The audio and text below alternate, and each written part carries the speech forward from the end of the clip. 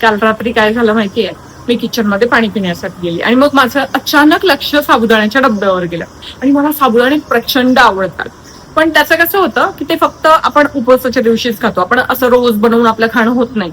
एवढ्यात तरी माझे असे उपवास नाहीये ज्याला मी साबुदाणे खाऊ शकते असं. तर मी म्हटलं आता ठीक आहे, आत्ताच भिजवू म्हणजे आपल्या सकाळच्या नाश्त्याचं काम होऊन जाईल. आणि मी साबुदाणे भिजवले. मग माझ्या लक्षात आलं की भाई साहब, आपल्याकडे ह्या साबुदाण्यांमध्ये टाकण्यासाठी काहीच नाहीये, ना बटाटे आहे, ना मिरची आहे, ना कोथिंबीर आहे.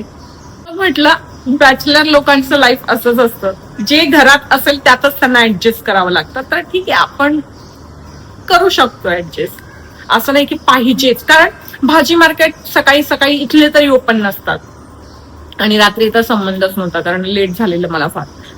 आणि साबुदाणे बघितले ना, माझ्या आईची आठवण आली का, ते मी तुम्हाला एक किस्सा सांगते. म्हणजे माझ्या घरात हे साबुदाणे जे आणले ते मी नाही आणले. आई जेव्हा गावाहून आलेली तेव्हा तिने मला फोन केला की तुझ्यासाठी साबुदाणे आणू का. तर मी म्हंटल नाही नाही, तू अजिबात नको आणू, आता इकडे सगळं मिळतं, कशाला तू एवढ्या लांबून ओझं आणतेस वगैरे वगैरे. मी तिला असं खूप बोलले. तर ती बोलली हा ठीक आहे, नाही आणत. आणि तरी ती सगळं घेऊन आली, फक्त साबुदाणेच नाही तर किचन मधल्या बऱ्याच गोष्टी ती घेऊन आली. डाळी साळींपासून अगदी गव्हाचं पीठ पासून सगळं ती घेऊन आली. त्यात टाकण्यासाठी काही नसलं तरी ते माझ्यासाठी खूप स्पेशल आहे. तर आपण पटकन जाऊन साबुदाणे बनवूया. तेल तापवून घेते. आता माझा उपवास नसल्यामुळे मी जिरं मसाल्याच्या डब्यातलंच वापरणार आहे.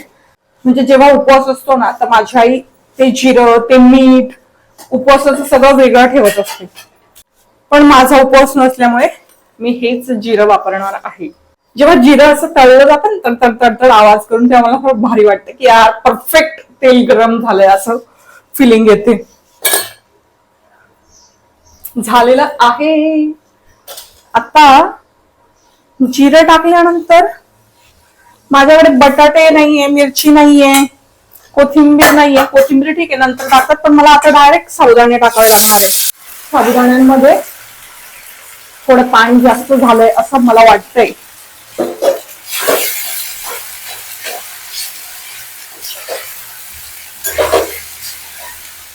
आता ते पाणी शोषण्यासाठी शेंगदाण्याचा कूट जास्त टाकेल, पण शेंगदाण्याने पाणी नाही शोषलं जाणार. बेसन पाणी शोषण्याचं काम करतं, पण मी ते यात टाकू शकत नाही है ना, चव थोडी बिघडू शकते. ट्राय करायला काय हरकत नाहीये, पण उगाच रिस्क नको. आधी आता मिरची नसल्यामुळे मला असं वाटतंय थोडं टेस्ट तिखट यावा म्हणून मिरची पावडरच टाकावी.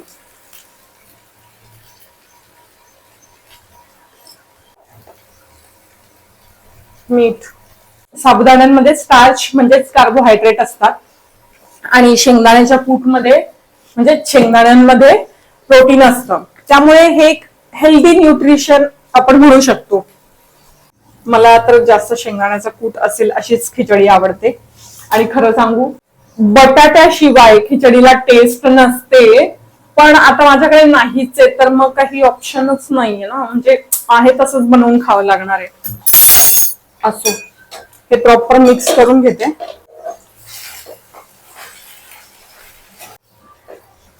माझी मम्मी शेंगदाण्याची खिचडी इतकी टेस्टी बनवते ना, खूप. लहानपणापासून जेव्हाही मी साबुदाणे भिजवायला घेते तेव्हा मला खूप भीती असते की ही साबुदाण्याची खिचडीच बनावी, याचा शिरा होऊ नये. थोडंही पाणी जास्त झालं की लगेच ते असं चिपचिप होऊन जातं. पण आता माझं थोडं पाणी जास्त झालेलं आहेच, पण ठीक आहे, आता बघूया टेस्ट कशी. आता सगळं टेस्ट वरच डिपेंड आहे, मी आता काहीच सांगू शकत नाही. खिचडी तयार झालेली आहे आणि गरम गरम खिचडी खाण्याची मजाच वेगळी असते. मला, मी बोलते तरी मला असं होतंय, टेस्ट मला फील होतोय, पण ओव्हर एक्सपेक्टेशन ठेवू शकत नाही मी, कारण पाणी थोडं जास्त झालंय.